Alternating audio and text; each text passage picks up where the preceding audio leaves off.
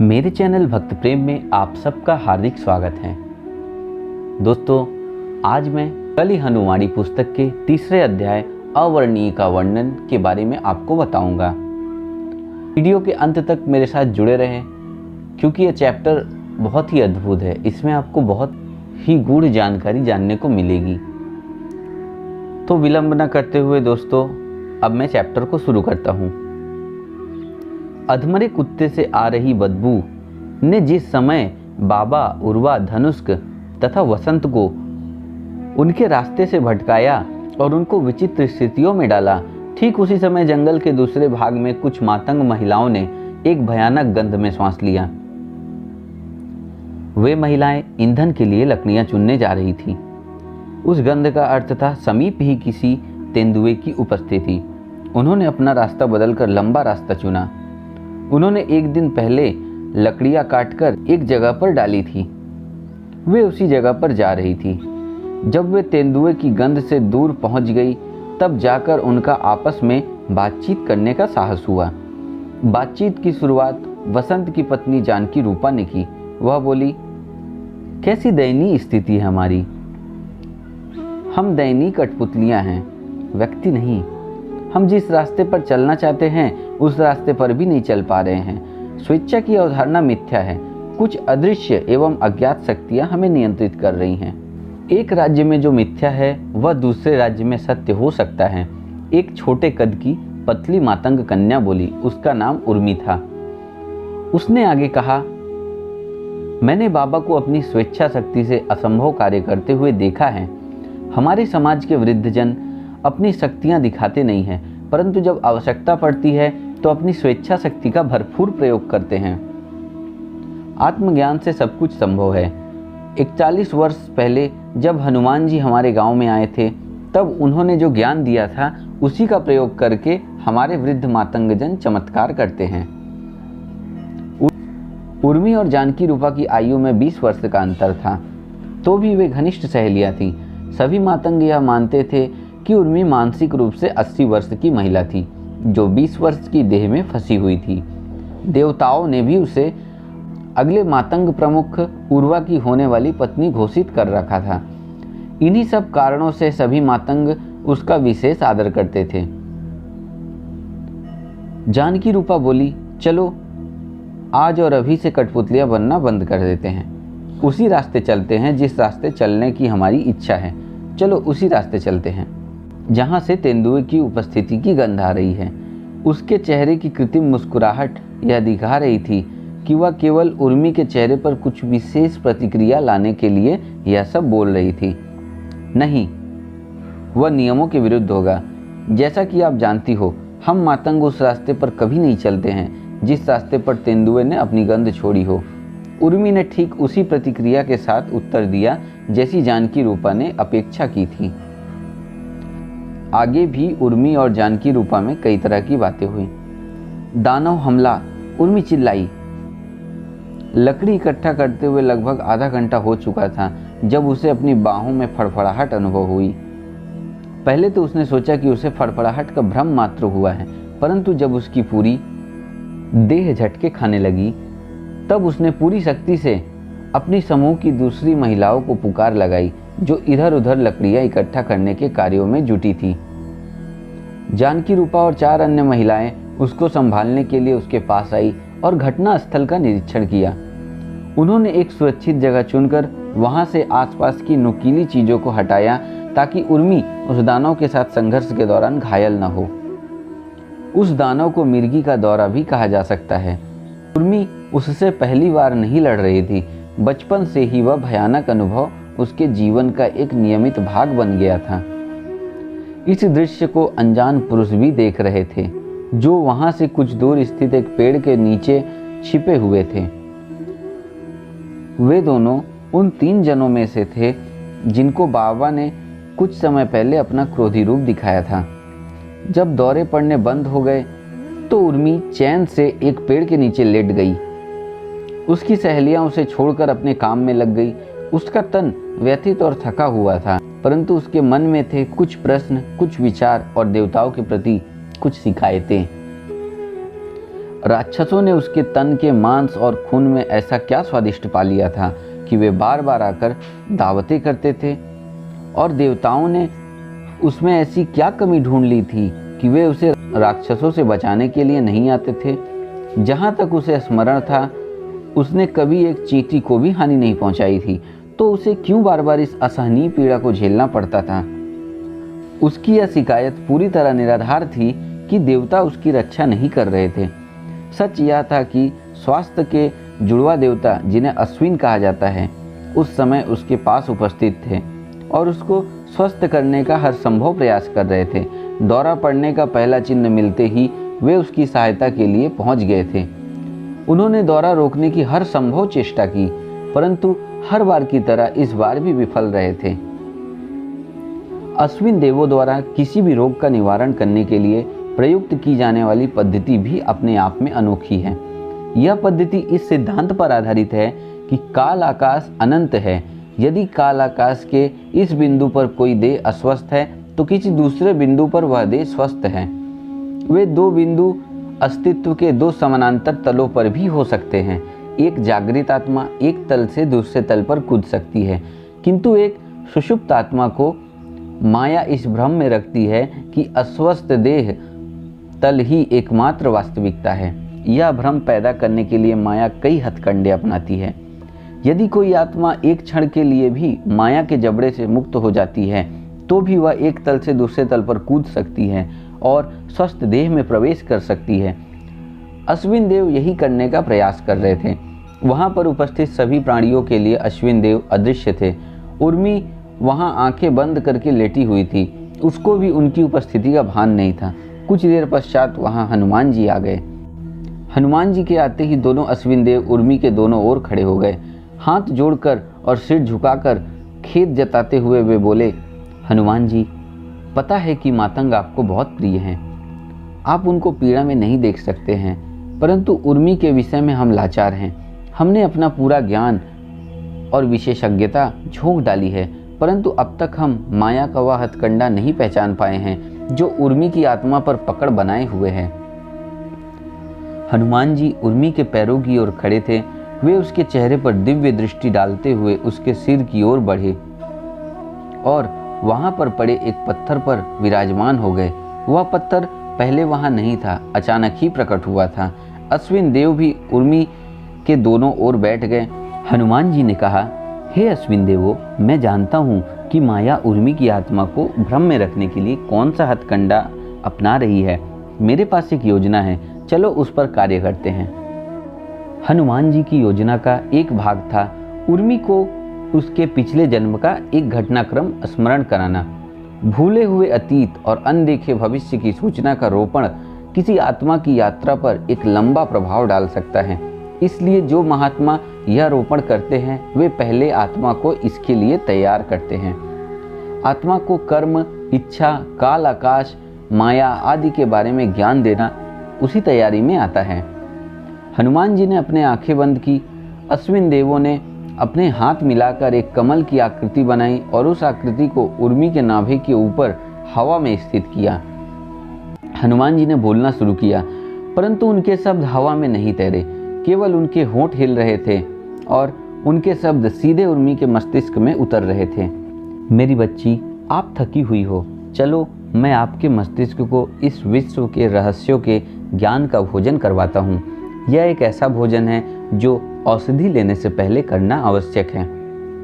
आपके लिए यह ब्रह्मांड एक अनंत विस्तार है जिसमें सितारे, ग्रह और अन्य खगोलीय पिंड समाये हुए हैं। क्या आपने कभी विचार किया है कि यह ब्रह्मांड उसके लिए कैसा प्रतीत होगा जो काल आकाश में बंधा हुआ नहीं है? मैं जब चाहूँ काल आकाश के बंधन से मुक्त हो सकता हूँ। जैसे ही मैं काल की सीमाओं के बाहर जाता हूँ तो कुछ भी रहस्य नहीं रहता। जो कुछ भी हो चुका है और जो हो रहा है और जो होने वाला है, सब रहस्य के डिब्बे से बाहर निकल आता है। अतीत, वर्तमान और भविष्य जैसे शब्द अर्थ खो देते हैं। हो चुका है, हो रहा है और होने वाला है आदि वाक्यांशों का भी कोई अर्थ नहीं रह जाता। ऐसा लगता है जैसे सब कुछ पहले से हो चुका है। मैं ब्रह्मांड की कोई भी घटना कभी भी अपनी इच्छा से देख सकता हूँ। चाहे वह घटनाक्रम वर्तमान क्षण के अतीत में हो अथवा भविष्य में। आप काल आकाश के जाल में फंसी हुई हो। आपके लिए यह ब्रह्मांड दृश्यों से बना दिखाई देता है। आप उन वस्तुओं को छोटा बड़ा जीव निर्जीव आदि वर्गों में विभाजित करती हो, परंतु काल आकाश के जाल से स्वतंत्र आत्मा के लिए यह ब्रह्मांड दृश्यों से बना दिखाई देता है। ऐसी आत्मा किसी भी दृश्य को चुनकर ऐसे ही जी सकती है जैसे वह दृश्य उसके साथ ही घटित हो रहा है। कुछ क्षण के लिए आप अपनी उर्मी नामक पहचान को त्याग दो। मान लो कि आप काल आकाश से बाहर निकल गई हो। आपकी कोई पहचान नहीं है, कोई मन नहीं है, कोई स्मृतियां नहीं है। आप कुछ भी नहीं हो, क्योंकि यदि आप कुछ होती तो काल आकाश के भीतर होती, बाहर नहीं। यदि कुछ न होना अर्थात शून्यता की कल्पना करना कठिन है, तो कल्पना करो कि आप प्रकाश का एक बिंदु मात्र हो। मैं देख रहा हूँ कि आप अब भी उर्मी नामक पहचान से जुड़ी हुई हो। उसे छोड़ दो, आप शून्य हो। आप प्रकाश की एक बिंदु मात्र हो और आप काल आकाश के गोले में प्रवेश के लिए तैयार हो। वहाँ पर अनगिनत दृश्य घटित हो रहे हैं। आप ये भी कह सकते हो कि वहाँ पर अनगिनत दृश्य घटित हो चुके हैं। उन दृश्यों में से आप एक दृश्य जीने के लिए काल आकाश के गोले में प्रवेश कर रही हो। हनुमान जी उर्मी को वैभव नाम के किरदार के दृश्य को जीने के लिए कहते हैं। उर्मी कहती है, मैं प्रकाश का एक बिंदु मात्र हूँ। मैं काल आकाश के इस गोले के बाहर तैर रही हूँ। यह दृश्य पता नहीं इस गोले में कितना भीतर घटित हो रहा हो। वहाँ तक जाने के लिए कदाचित मुझे करोड़ों मील की दूरी तय करनी पड़ेगी, जिसमें कदाचित अरबों वर्षों का समय लगे। उर्मी कहती है, मैं प्रकाश का एक बिंदु मात्र हूँ। मैं काल आकाश के इस गोले के बाहर तैर रही हूँ। यह दृश्य पता नहीं इस गोले में कितना भीतर घटित हो रहा हो। वहाँ तक जाने के लिए कदाचित मुझे करोड़ों मीलों की दूरी तय करनी पड़ेगी, जिसमें कदाचित अरबों वर्षों का समय लगे। यदि आप शून्य सुरंगों के रास्ते जाओगी तो आपको न तो समय के धागों को छूना पड़ेगा और न ही आकाश के द्रव को, अर्थात आप काल आकाश के इस गोले के किसी भी बिंदु पर बिना कोई समय लिए पहुंच सकती हो। हनुमान जी ने ऐसा कहा। उर्मी ने पूछा, यह कैसे संभव है देव? इस गोले में सुरंग कहाँ है? समय के धागों से बना यह खांचा आकाश के द्रव से पूरी तरह भरा हुआ है। मुझे तो इसमें कोई सुरंग नहीं दिखाई दे रही। हनुमान जी ने कहा, हाँ, इसमें सुरंग है, अपितु सुरंगों की एक भूल भुलैया है। एक तार की कल्पना करो जो एक खूंटी से दूसरे खूंटी तक बंधा हुआ है।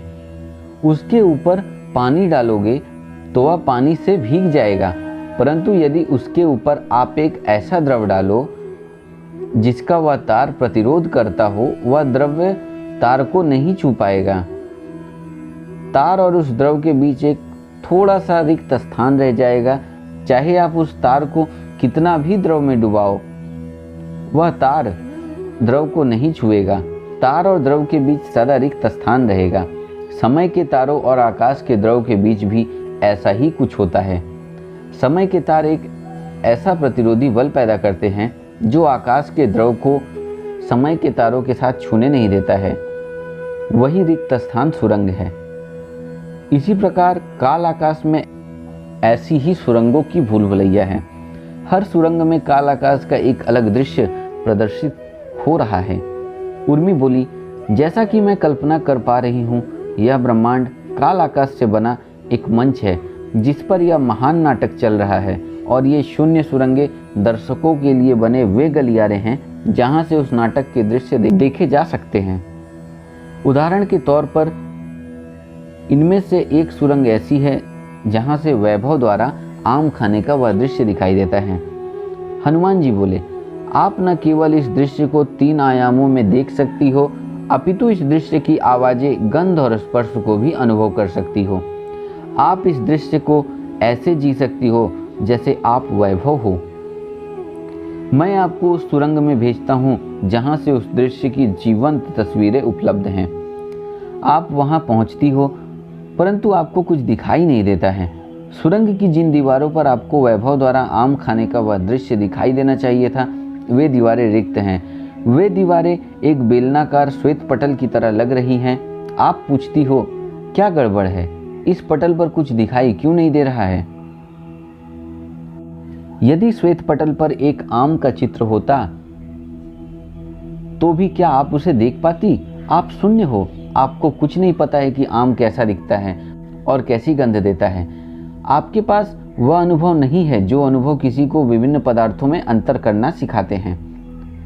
उन अनुभवों के बिना आप सजीव और निर्जीव, गतिमान और अगतिमान, छोटा और बड़ा, कोमल और कठोर, काला और श्वेत, अंधेरा और प्रकाश, गोल और चकोर, वस्तु और अवस्तु आदि में भेद नहीं कर सकती।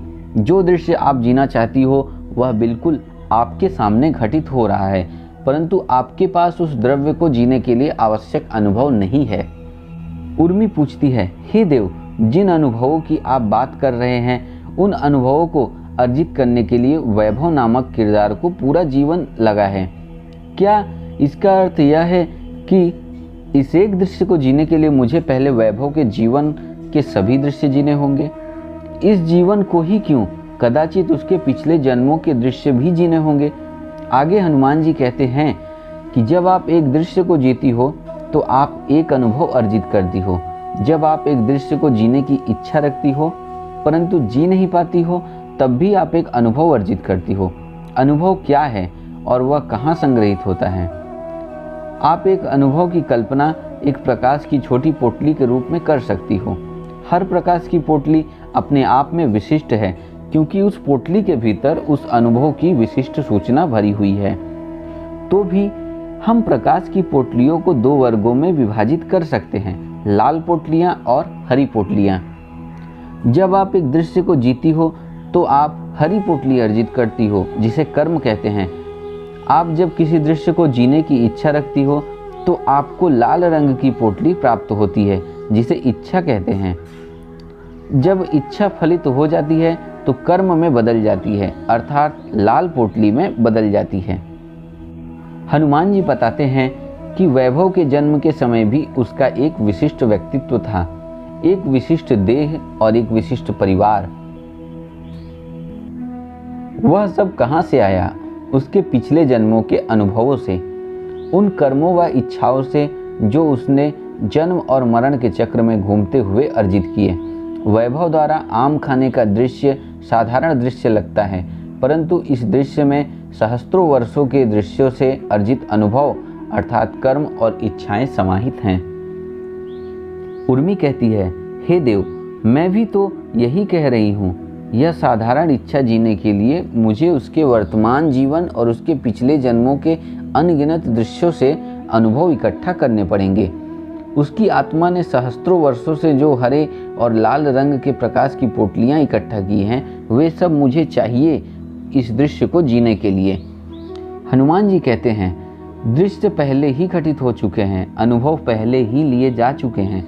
कर्म और इच्छाओं की प्रकाश की पोटलियां इस दृश्य को जीने के लिए आपको चाहिए, वे उस शून्य सुरंग में पहले से ही उपलब्ध हैं, जहां से यह दृश्य देखा और जिया जा सकता है।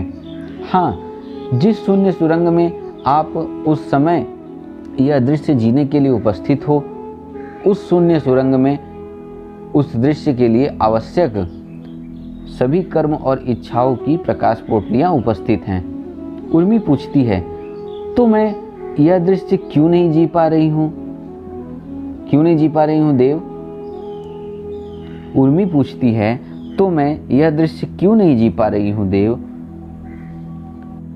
इस शून्य सुरंग की दीवारें खाली पटल जैसी क्यों है?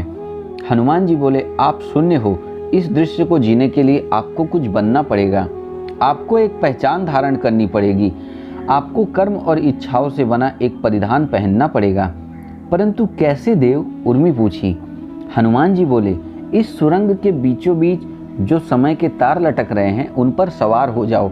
इच्छा और कर्म की प्रकाश पोटलियां आपके ऊपर स्वतः आकर लग जाएंगी। इस तरह आपको एक प्रकाश की देह प्राप्त होगी, जिसे लिंग कहा जाता है। लिंग की ज्योति जब इस सुरंग की दीवारों पर पड़ेगी तो आपको वह दृश्य दिखेगा जिसे देखने के लिए आप इस सुरंग में आई हो। उर्मी बोली, केवल दिखेगा? एक दर्शक की तरह मैं दृश्य को जीना चाहती हूँ देव। विस्तार में बताने के बाद हनुमान जी संक्षेप में समझाते हुए कहते हैं कि समय के तारों पर सवार होते ही आप शून्य नहीं रहोगी, आप वैभव की पहचान धारण कर लोगी। आप इस दृश्य को ऐसे जियोगी जैसे आप वैभव हो। जब यह दृश्य समाप्त होता है तो आपके पास विकल्प है कि या तो आप समय के तारों से नीचे उतरकर अपनी शून्यावस्था में पुनः लौट सकती हो, या तारों पर सवार होकर अगले दृश्य में प्रवेश कर सकती हो। कटु सत्य यह है कि समय के तारों पर चढ़ना सरल है, परंतु उतरना कठिन है। हो सकता है कि आप एक दृश्य को जीने के लिए समय के तारों पर चढ़ो और करोड़ों दृश्य जीने के पश्चात उतर पाओ। समय के तारों पर चढ़ने और उतरने के बीच की आपकी यात्रा को आत्मा का नाम दिया जाएगा। चाहे आप कितने भी दृश्य जियो और कितना भी समय के तारों पर बिताओ, वह केवल एक आत्मा की यात्रा मानी जाएगी।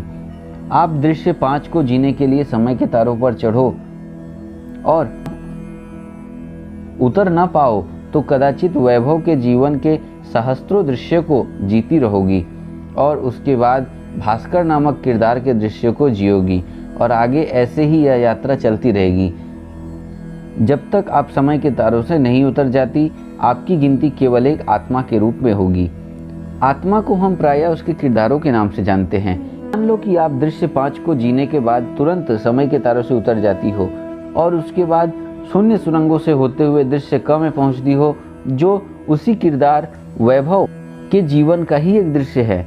जिस आत्मा ने दृश्य 5 जिया और दृश्य क को जिया, दोनों अलग अलग आत्माएं कहलाएंगी। उर्मी बोली, हे देव, आत्मा की परिभाषा बताने के लिए मैं आपके प्रति कृतज्ञ हूँ, परंतु इस समय मेरी रुचि यह जानने में अधिक है कि एक बार समय के तारों पर चढ़ने के बाद उनसे उतरना कठिन क्यों हो जाता है। हनुमान जी बोले, यह समझने के लिए आपको इस ब्रह्मांड को 2 भागों में देखना होगा, आंतरिक संसार और बाहरी संसार। आंतरिक संसार शून्य सुरंगों की वह भूल-भुलैया है जिसमें लाल और हरे रंग की प्रकाश पोटलियां यानी कर्म और इच्छाएं हैं। समय के तार हैं जो सुरंगों के बीचों बीच होकर गुजरते हैं। आकाश का द्रव्य है जो इस सुरंगों की श्वेत पटल जैसी वह दीवार बनाता है जिस पर दृश्य दिखाई देते हैं। आप अर्थात शून्य जैसे ही समय के तारों पर सवार होते हो, लाल और हरे रंग की प्रकाश पोटियां आपके ऊपर लद जाती हैं और आपको प्रकाश की एक देह प्राप्त होती है। इसके बाद आप काल के तारों पर फिसलते हुए दृश्य जीते हो। बाहरी संसार वह संसार है जिसमें दृश्यों के किरदार उपस्थित हैं। सभी दृश्य वहां पर पहले ही घटित हो चुके हैं, उनमें परिवर्तन की कोई संभावना नहीं है। हाँ, आप जिस भी दृश्य की कल्पना करोगी वही दृश्य कहीं न कहीं बाहरी संसार में पहले से ही उपस्थित है। किसी दृश्य को बदलने की कोई आवश्यकता नहीं है। जो भी परिवर्तन आप किसी दृश्य में लाने की इच्छा रखती हो, वह परिवर्तन किसी दूसरे दृश्य में पहले से ही हो रखा है। समस्या पैदा करता है इन शून्य सुरंगों का टेढ़ा मेढ़ा और अनियमित आकार। यदि हर दृश्य को जीने के बाद आप पुनः शून्य बन जाती हो तो आप एक साधारण आत्मा नहीं हो बल्कि एक देव आत्मा हो। साधारण आत्माएं अपने प्रकाश की देह के साथ इतना आसक्त हो जाती हैं कि उसे छोड़ नहीं पाती। साधारण आत्माएं उन कर्मों की पोटलियों का त्याग नहीं कर सकती जिनसे उनको एक पहचान प्रदान हुई है। एक साधारण आत्मा जैसे ही किसी दृश्य को जीना शुरू करती है, आंतरिक संसार को भूल जाती है और बाहरी संसार से आसक्त हो जाती है। उसे यह अनुभव होता है कि वह समय के तारों से चिपक गई है और उसके पास समय के साथ साथ एक दृश्य से दूसरे दृश्य में घिसटते चले जाने के अलावा और कोई विकल्प नहीं है। बाहरी संसार एक महाकाय प्रलोभन है जिसके पास आपको आसक्ति में डालने के लिए अनगिनत हथकंडे हैं। कोई भी आत्मा अपनी प्रकाश की देह को इतना लचीला तो बना सकती है कि वह जो दृश्य चाहे उसे जीने के लिए किसी भी सुरंग में घुस सके। उदाहरण के तौर पर आपकी आत्मा इस समय उर्मी नामक किरदार के जीवन के दृश्य को जी रही है। इस समय आपके किरदार को मिर्गी के दौरों की एक भयानक रुग्णता है। आप ऐसे दृश्य जीने की इच्छा रखती हो जिसमें आपका किरदार स्वस्थ हो। हनुमान जी आगे बोले, यदि आपको अपने ऊपर लदे कर्म और इच्छाओं की प्रकाश पोटलियों को त्यागने में कोई कठिनाई नहीं है तो आप अभी और इसी समय किसी भी शून्य सुरंग में घुसकर कोई भी दृश्य जी सकती हो। उर्मी बोली, हे देव, मुझे कोई भी कर्म और इच्छा की पोटली पकड़े रहने में रुचि नहीं है। आप चाहें सभी प्रकाश की पोटलियों को ले लो, परंतु कृपा करके मुझे एक स्वस्थ जीवन दो। उसके लिए मुझे जो कुछ भी देना पड़े मैं तैयार हूँ। हनुमान जी बोले, उनको त्यागना इतना सरल नहीं है। उनको त्यागना अपने एक अंग को त्यागने के समान कठिन है। आपकी धारणाएं, आपके विचार, आपकी आसक्तियां और जो कुछ भी आपको उर्मी होने का भान कराता है, वह सब कुछ उन कर्मों और इच्छाओं के कारण है जो आपकी आत्मा पर लदे हैं। प्रकाश पोटलियां छोड़ने का अर्थ है पहचान छोड़ना। उर्मी पूछती है, हे देव, मेरे जैसी साधारण आत्मा के लिए सभी कर्म और इच्छाओं की पोटलियों को त्यागना संभव नहीं लगता। क्या केवल उन प्रकाश की पोटलियों को त्यागा जा सकता है जो मेरी देह के रोग का कारण बनी हैं?